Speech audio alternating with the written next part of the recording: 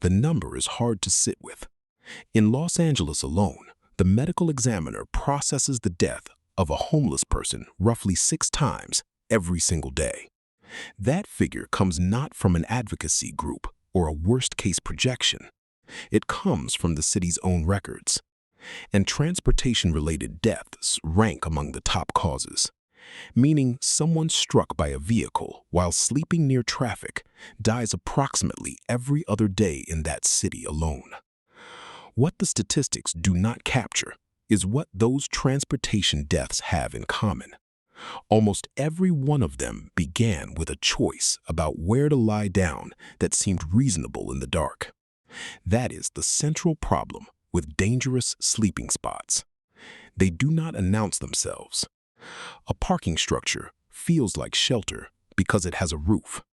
A highway underpass feels like shelter because its concrete walls break the wind. An ATM vestibule feels like shelter because it has a door, a heated interior, and a surface flat enough to lie down on. The intuition that guides a person toward these places is the same intuition that would guide anyone. Find something overhead. Find something out of the weather. Find something that feels enclosed enough to sleep in. The intuition is not wrong, but it is incomplete. And in urban survival, an incomplete read of a location has consequences that a rested, housed person with a phone and a car can usually walk away from. Someone with no alternatives, no backup, and nowhere else to go often cannot.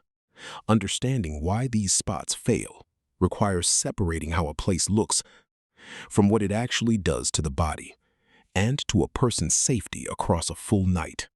The look of a location is what draws someone in. The physics of the location, the gas accumulation, the traffic patterns, the predatory timing, the structural instability, the hostility built deliberately into the design itself, is what determines whether someone wakes up at all. Cities across the country have spent the last decade deliberately engineering public spaces to be unsuitable for sleep. This is not a conspiracy theory. It has a name: hostile architecture. Metal spikes embedded in concrete ledges under bridges. Benches divided by center armrests specifically calculated to prevent a body from lying flat. Sloped windowsills. Studded pavement sections placed at the exact spots where overhangs provide shelter from rain. The intent is acknowledged openly by city planners. These features are installed to deter rough sleeping. What they actually do is push people away from visible locations and into invisible ones. When the underpass has spikes, a person does not stop needing shelter. They find a different underpass, or an unlocked parking level, or the space between a dumpster and a wall. The more hostile architecture a city installs in its accessible public spaces, the more people are driven into locations with zero oversight, zero visibility, and compounding physical risk. The cruel math of hostile architecture is this: when you make the somewhat dangerous spots impossible to use, you push people toward the genuinely dangerous ones. A woman who had been living unsheltered in Denver for 14 months described the logic plainly. When they put the bars on the benches downtown, you think you're going to find somewhere better, but you don't find somewhere better. You find somewhere that nobody can see you. And then nobody can see you when something goes wrong either. The observation is not just anecdotal.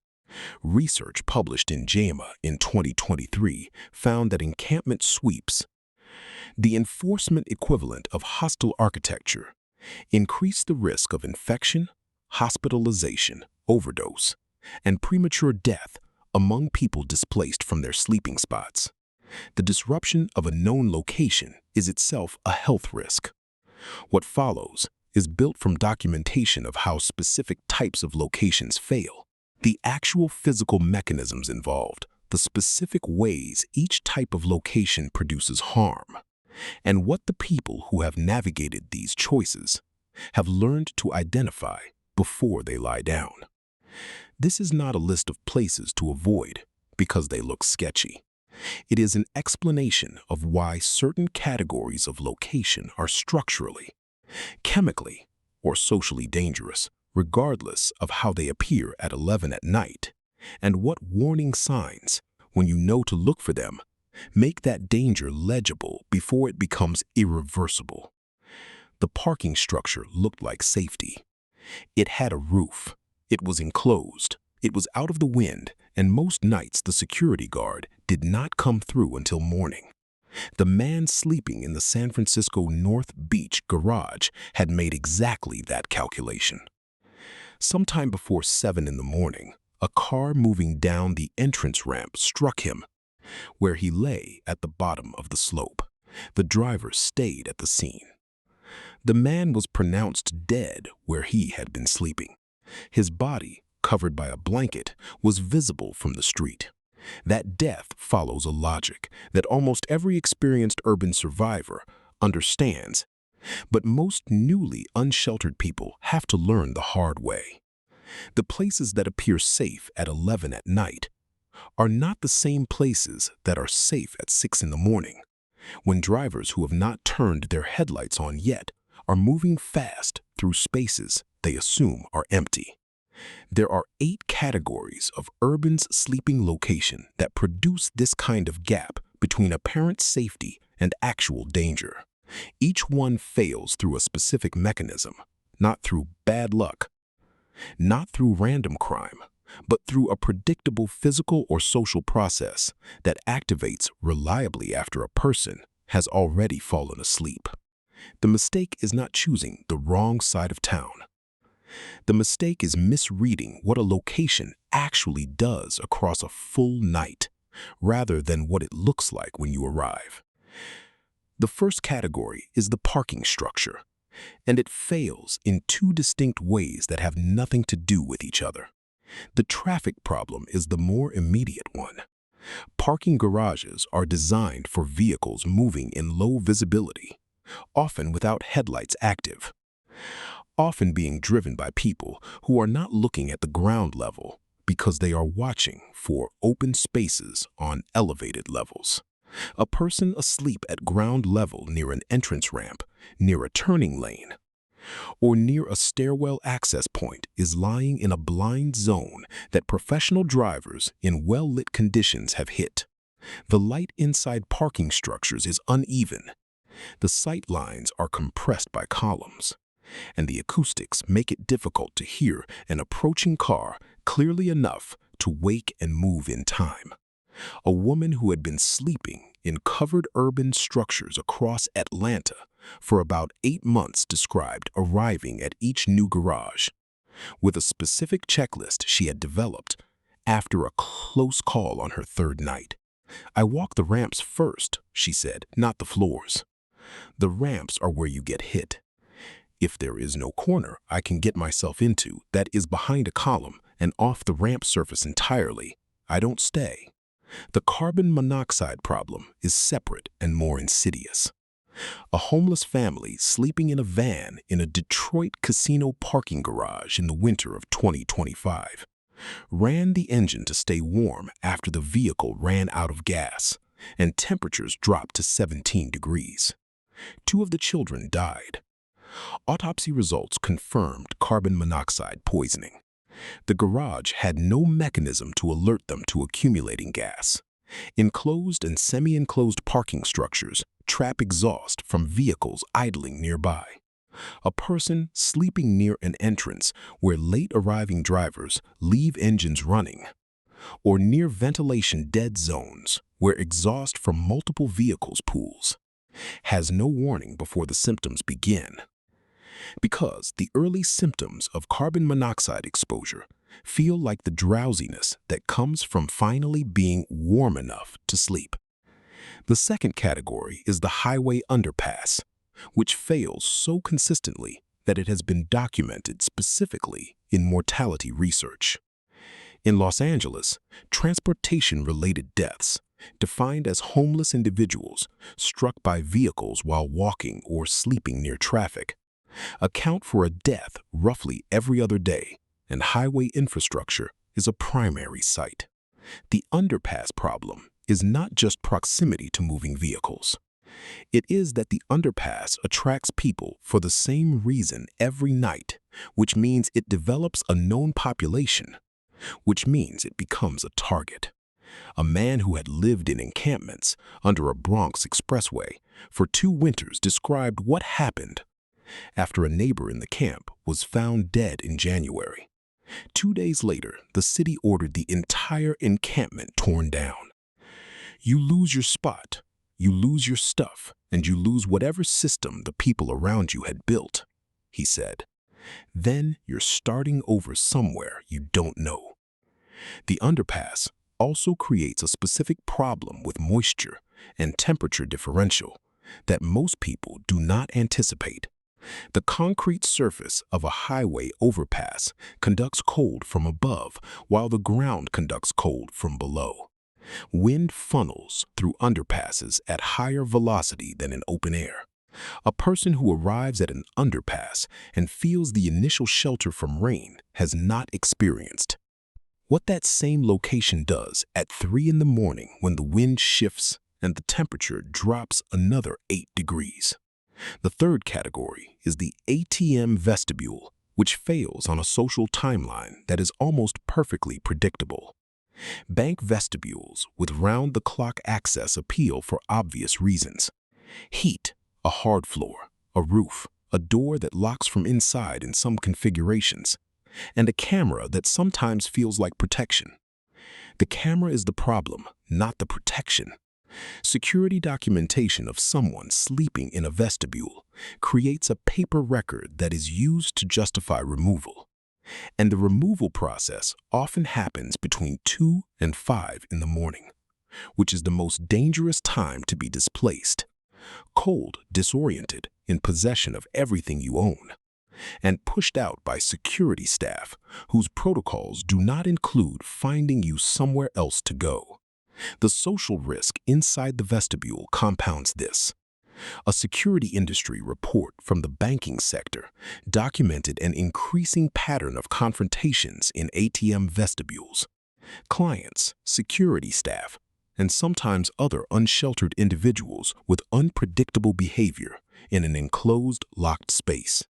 A woman who had been cycling through vestibules in Chicago over 1 winter described why she stopped. "There is no exit strategy," she said. "One door in, one door out, and when something happens, you are already inside the problem." The fourth category is the rooftop, which fails catastrophically on a physical axis that has nothing to do with crime or weather. Access hatches and service stairwells that allow entry to rooftops in urban environments are sometimes left unsecured, and the flat surfaces of commercial rooftops appear to offer privacy, elevation, and a population-free sleeping area. The structural problem is that rooftop surfaces, particularly on older commercial buildings, are not built to support sustained loading in the areas away from the main structural grid. A person moving across a roof in the dark is navigating materials, drainage systems, HVAC equipment, and edge conditions without any ability to assess where the structural load paths are.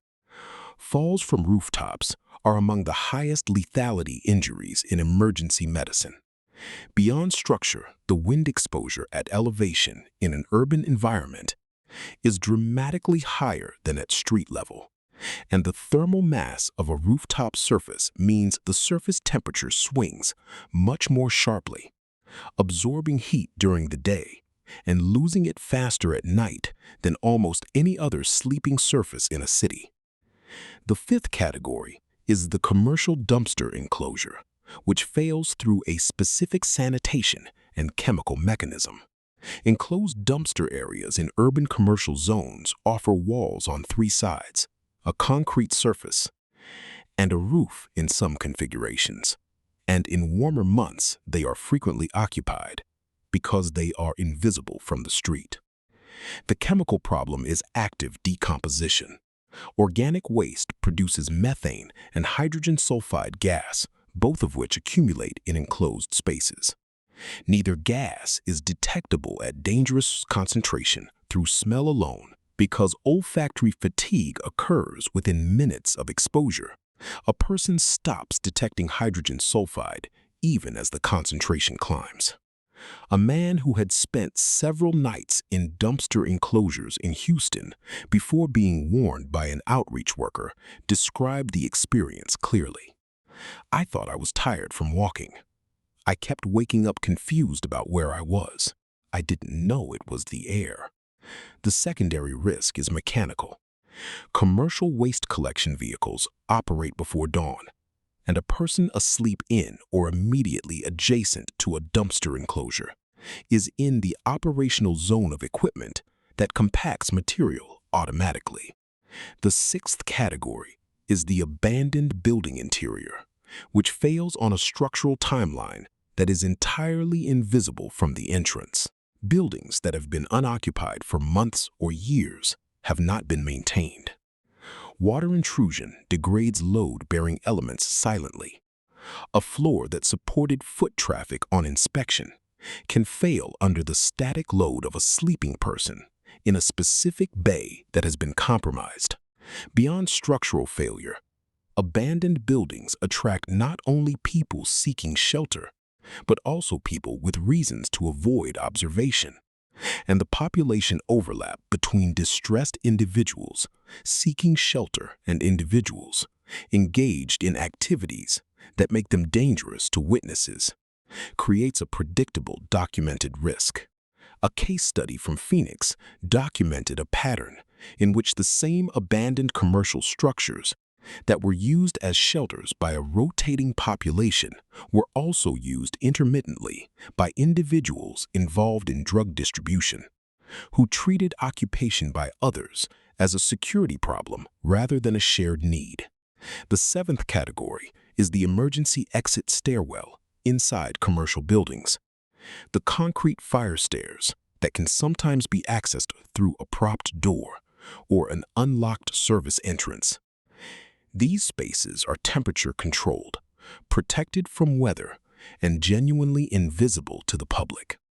They fail because of a timing mechanism that is built into fire safety systems. Stairwells are connected to alarm networks, and in many commercial buildings, motion sensors or door contacts in stairwells trigger silent alerts to security monitoring services after business hours. The response to those alerts arrives without warning. A woman in Seattle who had slept in commercial stairwells twice before being caught described the displacement as more disorienting than anything that had happened to her outdoors. "You wake up with flashlights in your face and someone already on a radio," she said. "You don't know how long you were asleep. You don't know what time it is. You have your things spread out. And now you have 30 seconds to collect everything." The legal consequence is separate. Criminal trespass charges in a stairwell because the location is unambiguously private property with no public access justification produce more serious documentation than a citation for sleeping on a park bench. The eighth category is the concrete median island or raised transit platform. Locations with a flat surface, some elevation from street traffic, and in the case of transit platforms, overhead coverage. They fail on a visibility axis that reverses itself between day and night. A transit platform that is populated at midnight with night shift workers waiting for trains becomes empty by 2 in the morning. The same platform then becomes one of the highest exposure sleeping locations in the city because it is lit, surveilled, and visited regularly by transit security making documented sweeps. The concrete median island fails for a different reason. What feels like elevation away from traffic is actually a sleep position surrounded on both sides by vehicles moving at speed. And the lateral distance from a sleeping body to the nearest lane of travel is almost always less than 3 feet. A pedestrian struck by a vehicle while on a median island has different physics working on them than a pedestrian struck on a sidewalk. There is no barrier and no direction to fall that is not toward a lane of moving traffic. What connects all 8 categories is not that they feel dangerous when you choose them. They do not. They feel like solutions. That is precisely why they kill. The 8 categories described in Phase 2 are not arbitrary. They are not a compilation of locations that happen to have something go wrong once. They are the 8 types of locations that fail through mechanisms that are active every night, in every city, whether or not anyone is sleeping in them. The traffic in the parking ramp does not stop moving because someone is lying at the bottom of the entrance. The gas does not stop accumulating in the dumpster enclosure because the person inside is not aware of it. The structural compromise in the abandoned building floor does not pause while someone sleeps above it. What makes each of these locations dangerous is precisely what makes them feel like shelter. The enclosure, the coverage, the invisibility. The same features that protect a person from wind and rain and observation are the features that trap exhaust, concentrate gas, remove the sight lines that drivers need, and eliminate the witnesses that would otherwise make violence less likely. Before considering any of these 8 locations, there are 2 physical checks that cost nothing and take less than 60 seconds each. The first is the air check. Step inside, stand still, and pay attention to whether the air feels stale, chemical, or unusually warm relative to the outside temperature. Carbon monoxide is odorless and colorless, but the conditions that produce it, enclosed vehicle exhaust, decomposing organic material, improperly vented heating equipment, often produce secondary smells that indicate the presence of poor ventilation. If the air does not feel like outside air with a roof over it, the ventilation is insufficient. If there is a vehicle idling anywhere within the enclosed space, or if there is any evidence of recent vehicle occupation, the risk of CO accumulation is active.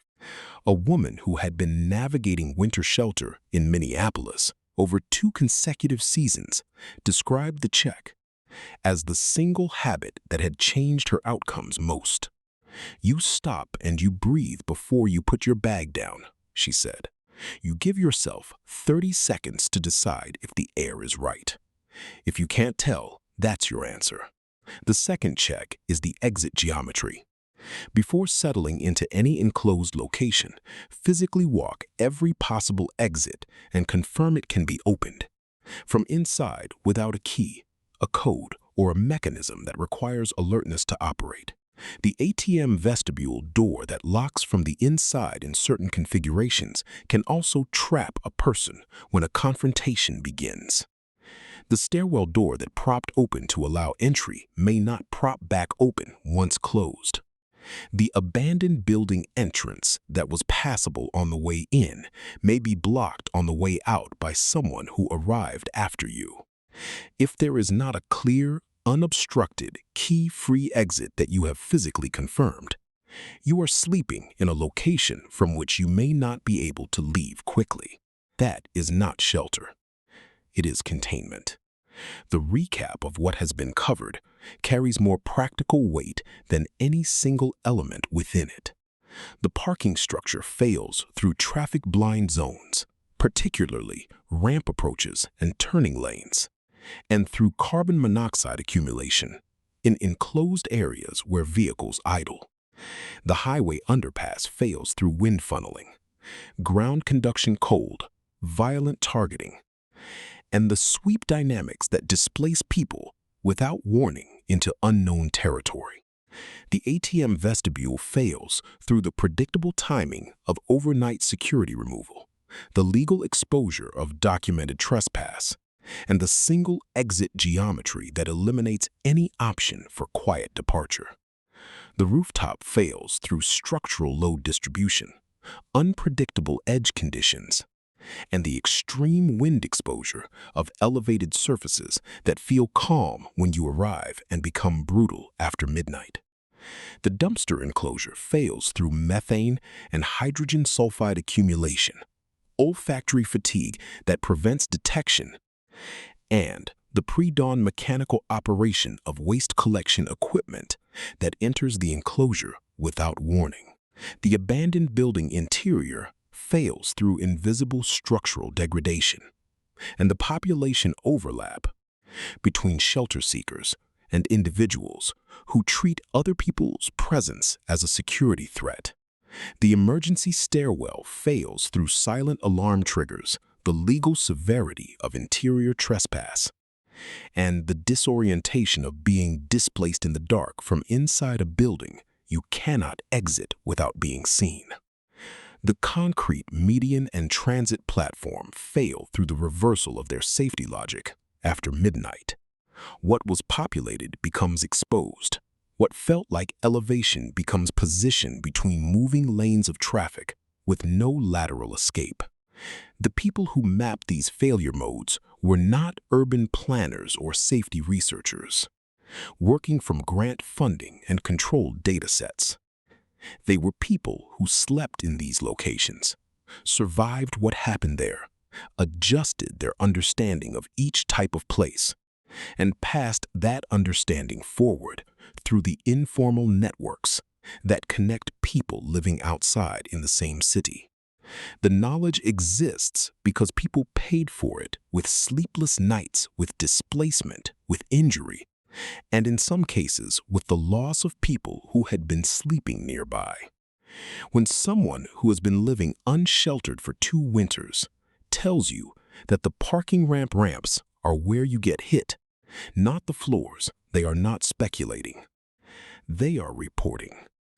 What looks like folk knowledge is actually the most expensive kind of data, gathered under the worst conditions, refined through direct consequence, and transmitted to the next person because the alternative is watching that person make the same mistake. Every city has these locations. Every city has people who have learned to read them differently at night than they appear in daylight. The 8 categories in this script are the beginning of that literacy, not the end of it.